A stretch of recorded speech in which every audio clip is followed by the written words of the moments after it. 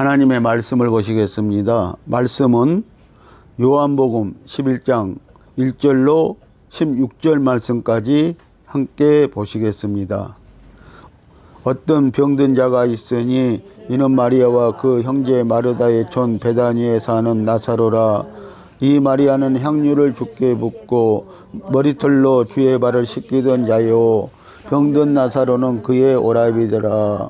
이에 그 누이들이 예수께 사람을 보내어 가로되 주여 보시옵소서, 사랑하시는 자가 병들었나이다 하니, 예수께서 들으시고 가라사대 이 병은 죽을 병이 아니라 하나님의 영광을 위함이요 하나님의 아들로 이를 인하여 영광을 얻게 하려 함이라 하시더라. 예수께서 본래 마르다와 그 동생과 나사로를 사랑하시더니 나사로가 병들었다 함을 들으시고 그 계시던 곳에 이틀을 더 유하시고 그 후에 제자들에게 이르시되 유대로 다시 가자 하시니, 제자들이 말하되 납비여 방금도 유대인들이 돌로 치려 하였는데 또 그리로 가시려 하나이까? 예수께서 대답하시되 낮이 12시가 아니냐? 사람이 낮에 다니면 이 세상의 빛을 보므로 실족하지 아니하고 밤에 다니면 빛이 그 사람 안에 없는 거로 실족하느니라. 이 말씀을 하신 후에 또 가라사대 우리 친구 나사로가 잠들었도다. 그러나 내가 깨우러 가노라. 제자들이 가로되 주여 잠들었으면 낫겠나이다 하더라.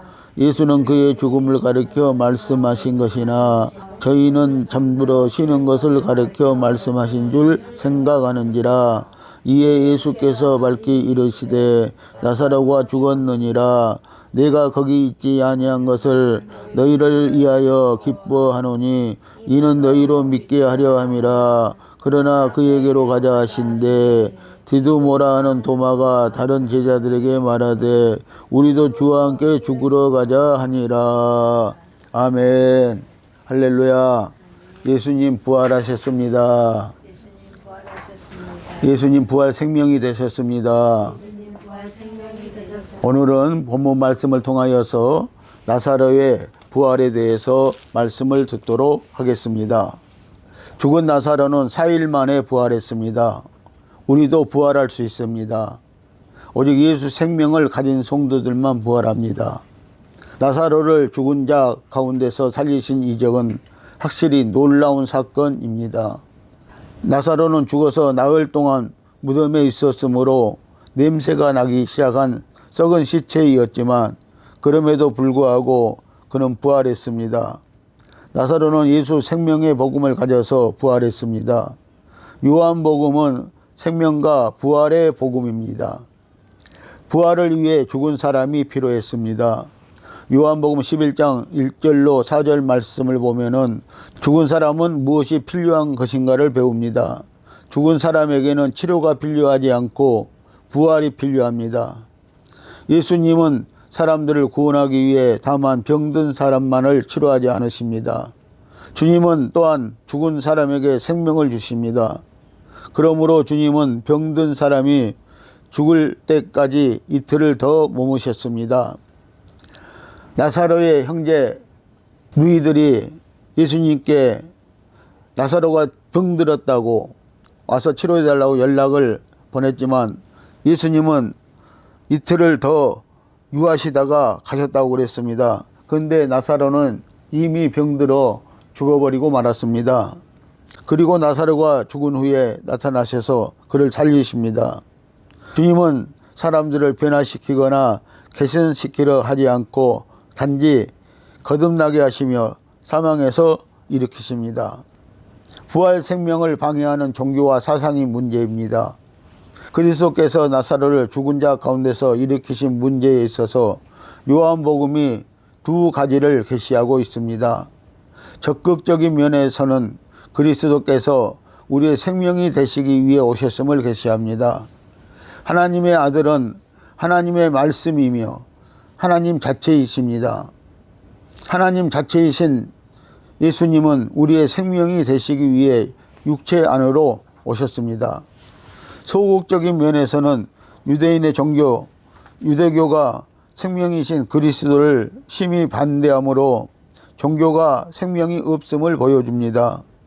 우리는 이 세상에서 가장 참된 종교 유대교가 결국 생명 되시는 예수 그리스도를 어떻게 거역했는지를 볼 것입니다. 유리한 반대는 유대 종교로부터 왔습니다. 종교는 주님을 반대했고 배척했고 거절했고 핍박했습니다. 요한복음 1장에서 우리는 종교가 장차 올 위대한 인도자를 기대하고 있음을 봅니다. 우리는 종교가 생명의 길이 아닌 틀린 길을 가고 있다는 암시를 발견할 수 있습니다. 종교와 생명 사이에는 글자 그대로 죽음과 생명의 차이가 있습니다. 요한복음 2장에서는 우리는 종교가 생명을 파괴하려는 것을 보는데 이것은 종교가 예수님을 파괴하려고 하였기 때문입니다. 사망의 세력을 뚫고 자신을 일으키실 수 있습니다. 요한복음 3장에서 우리는 상류층 사람이며 예수님에 대해 종교적인 관념을 가지고 주님을 랍비라고 부르며 하나님께서 보내신 선생이라고 하며 주님에게 다가온 종교의 대표적인 인물 니고데모를 봅니다. 요한복음 4장에서는 우리는 생명의 갈급함 사마리아 여자를 봅니다. 그녀 역시 처음에는 종교적인 관념을 가지고 있었음을 봅니다. 그녀가 주님과 만나는 장면을 볼 수 있습니다. 그녀는 메시아를 만남으로 생명의 샘물을 마심으로 생명을 얻게 됩니다. 요한복음 5장에서 우리는 또 생명에 대해 극한 대립을 하는 종교의 극심한 반대를 볼 수 있습니다. 이것은 예수께서 무기력하고 병든 불쌍한 사람을 안식일에 소생시켰다는 이유 때문이었습니다. 38년 된 병자를 안식일에 고쳐주었다는 것입니다. 요한복음 6장에서 우리는 또한 종교적인 사람들과 그들의 종교적인 간섭에서 나오는 고정관념이 예수님이 생명으로 오셨고 우리에게 생명 되심을 거부하는 것을 볼 수 있습니다. 예수님이 떡 5개와 물고기 2마리로 무리를 먹이신 것을 봤을 때 사람들은 이는 참으로 세상에 오실 그 선지자라고 말했습니다. 그들은 주님을 억지로 왕을 삼으려고 했습니다. 요한복음 7장에서 우리는 또 다른 종교적인 관념을 봅니다. 사람들은 종교의 잔치에서 예수님에 대해 토론하고 있었지만 예수님은 그들에게 메마른 종교에서 돌이켜 생수의 근원으로 오라고 서서 외치셨습니다. 이것은 율법과 복음의 차이를 나타내는 것을 볼 수가 있습니다. 율법은 종교적인 사상이지만 복음은 오늘 우리에게 생수의 근원으로 나오라고 말씀하고 있는 것을 볼 수 있습니다. 요한복음 8장에서는 우리는 더욱 종교적인 것을 봅니다. 종교적인 서기관들과 바리새인들은 간음한 여자를 어떻게 처리할 것인가를 종교적인 방법으로 질문함으로써 주 예수님을 함정에 빠뜨리려고 했습니다. 요한복음 9장에서는 예수님은 소경을 보게 하셨습니다. 예수님은 이 일을 의도적으로 안식일에 행하셨습니다. 왜 예수님은 안식일 전이나 후에 소경에게 가시지 않았을까요? 소경은 눈을 보게 되었지만 바리새인들의 눈은 그들의 종교로 인해 오히려 소경이 되었습니다. 그때 예수님은 그 기회를 이용하여 유대교는 잠시 동안 양들을 보호하는 양우리에 불과함을 그들에게 말씀하셨습니다. 이제 풀밭이 준비되었고 양들은 양우리에서 해방되어 풀밭으로 인도될 것입니다. 이것이 다윗이 말한 시편 23편의 말씀인 것입니다. 우리를 풀밭으로 예수님은 인도하시기를 원하십니다. 푸른 초장으로 인도하시기를 원하십니다. 그런데 유대교의 양우리에 갇혀있는 양들은 그 풀밭을 밟지를 못하고 있는 것을 볼 수가 있는 것입니다. 그들이 소경을 그들의 종교로부터 출애했기 때문에 한 양이 양우리에서 해방되어 생명 자체이신 그리스도께 인도되었음을 예수님은 그들에게 알려주셨습니다. 그러나 종교에 잡힌 그들은 아무도 우리에서 나으려고 하지 않았습니다. 목자의 음성을 들은 양들은 그 우리에서 나와 예수님에게로 푸른 초장으로 인도받게 되었습니다. 요한복음 10장의 끝부분에서 예수님은 유대 종교의 양우리에서 걸어 나오셨습니다. 그러면 무엇이 종교일까요? 한마디로 생명이 없는 모든 것들입니다. 교회 생활에서 생명 없이 행하는 모든 것들입니다. 부활 생명으로 가는 길을 막는 사람들의 의견과 생각을 들어볼까요? 예수님께서는 예루살렘에서 나오신 후에 주님을 매우 사랑하는 마르다와 마리아가 있는 베다니의 가정에 가셨습니다.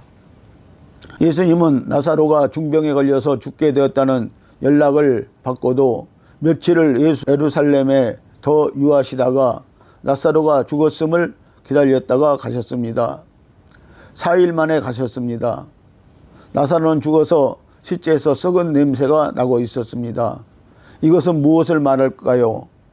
우리에게 안전히 죽었음을 말하고 있습니다.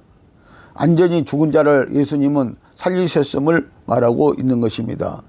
여러분, 우리가 죽어서 티끌만 있어도, 뼈 한 조각만 있어도 우리는 나사로처럼 부활할 수 있다는 것을 예수님은 우리에게 가르쳐 주고 있는 것입니다. 썩은 시체도 예수님은 부활시킬 수 있는 능력이 있었다는 것입니다. 그래서 오늘 저와 여러분들이 이 부활신앙, 예수님을 영접하고 예수님의 생명을 우리 안으로 모셔드리면은, 성령을 모셔드리면은 우리는 영원히 살고 영원히 부활할 수 있다는 사실을 깨달으시기를 예수님의 이름으로 축복을 드립니다. 만일 우리에게 어떤 문제가 있다면 우리는 주님께 알려야 합니다. 언제든지 우리는 주님께 말씀드릴 수 있습니다. 우리는 어떤 상황이라도 그 소식을 주님께 알려드려야 합니다. 즉 기도해서 주님을 의지해야 합니다. 얼마든지 우리는 기도로 이 시대에도 우리는 주님께 우리의 문제를 알려드릴 수가 있다는 것입니다. 그러나 주님께서 그 일을 어떻게 처리하시는지에 대해서는 전적으로 우리는 주님께 맡겨야 합니다. 주님을 믿는다는 것은 무엇이든 주님께서 계획하시고 시행하심을 따르는 것입니다. 그래서 우리는 주님의 인도를 받는 것입니다. 요한복음 11장에는 종교가 없습니다. 여기에는 다른 종류의 방해, 즉 사람의 의견과 생각이 생명을 방해하고 있습니다. 주님의 부활 능력을 방해하는 것은 무엇일까요? 그것은 사람의 의견입니다. 사람의 생각입니다. 사람의 의견이 어떻게 주님의 부활 생명을 방해하는가를 우리는 분명히 보여주는 장면을 볼 수가 있습니다. 만일 사망이 없으면 부활을 나타낼 길이 없습니다. 부활은 사망을 필요로 하는 것입니다. 사망이 없이 어떻게 부활이 표현될 수 있겠습니까? 우리는 나사로의 사망을 오히려 그래서 주님께 감사드려야 한다는 것입니다. 나사로가 죽은 것은, 나사로가 병들어 죽은 것은, 그리고 장사된 바 되었는데 그 시체가 4일째 되는 날부터는 썩은 냄새가 나기 시작했다는 것입니다. 그런데 그 나사로를 예수님이 와서 부활시켰다는 것은 우리도 언제든지 부활 생명을 가질 수 있고 또 부활할 수 있다는 것을 우리에게 보여주는 것입니다. 그러나 우리는 이미 부활 생명을 가졌다면 이제 우리는 현 시대나 미래 시대까지 천국 시대까지 영원히 사는 것을 여러분들 믿으시기를 예수님의 이름으로 축복을 드립니다. 만일 마르다와 마리아가 사망이 없이는 부활이 결코 표현될 수 없음을 알았다면 그들은 오라비가 죽었을 때 오히려 주님을 찬양했을 것입니다. 그런데 마르다와 마리아는 사람이 죽었다가 마지막 때 그때나 부활할 것이라고 믿는 신앙일 뿐이었지 현재적으로 우리가 부활할 수 있다는 신앙을 갖지 못했다는 것입니다. 그래서 그들은 오라비가 죽었을 때 주님을 찬양할 수가 없었던 것입니다. 그들이 지금 우리가 부활 생명으로 살 수 있다는 것을 깨달았다면 그들은 예수님을 생명으로 찬양할 수가 있었을 테고 또 살 수가 있었을 것입니다. 여러분들, 나사로는 부활해서 다시 살았습니다. 그러나 그들은 현재적으로 알지 못하고 미래적으로만 알았기 때문에 그들은 부활 생명을 찬양할 수가 없었던 것입니다. 그러면 여기에는 사람의 의견과 생각이 없었고 오직 부활 생명만 있었을 것입니다. 예수님의 부활 생명으로 우리는 현재와 미래를 사는 것입니다. 요한복음 11장 25절로 26절 말씀을 같이 보시겠습니다.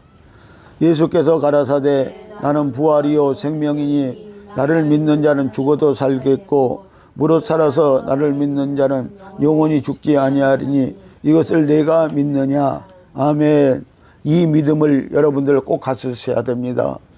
예수 믿는 사람들은요, 우리가 지금 현재적으로 예수를 믿으면은요, 우리가 현재도 살 뿐만 아니라 영원히 앞으로도 산다는 이 믿음을 꼭 가지셔야 한다는 것입니다. 우리는 그래서 육으로도 살지만 또 영으로도 우리가 부활해서 부활체로 영원히 살 수 있다는 사실을 여러분들 꼭 기억하시기를 예수님의 이름으로 축복을 드립니다. 그러나 마르다와 마리아는 생명이 없는 신앙생활이었습니다. 그들 역시 종교였습니다. 그래서 예수님이 35절에서 우셨습니다. 우리는 예수님이 왜 우셨는가에 대해서 알아볼 필요가 있는 것입니다. 예수님이 35절에서 우셨다고 하는데요. 그런데 많은 사람들은 나사로가 불쌍해서, 나사로가 죽어서 울었다고 이렇게 말합니다. 그러나 예수님은 3년 동안 마리아에게 가르쳤는데, 부활 생명에 대해서 가르쳤는데 그 부활 생명을 알지 못한 것에 대해서, 또 사람들이 그 부활 생명에 대해서 알지 못한 것에 대해서 울었던 것입니다. 오늘 우리가 그래서 예수님이 왜 우셨는가를 여러분들 기억하시기를 바랍니다. 예수님은 우리가 종교적인 신앙생활을 할 때 우시는 것입니다. 생명이 없는 신앙생활을 할 때 예수님은 우시는 것입니다. 그들은 마지막 때의 부활만 알고 있었습니다. 오늘날 우리들의 신앙이 그렇습니다. 부활 생명으로 사는 것입니다. 영원히 사는 것입니다.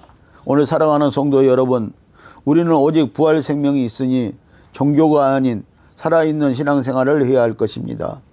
나사로는 부활 생명으로 나흘 만에 부활했습니다. 부활 생명으로 사시기를 예수님의 이름으로 축복을 드립니다. 기도하시겠습니다.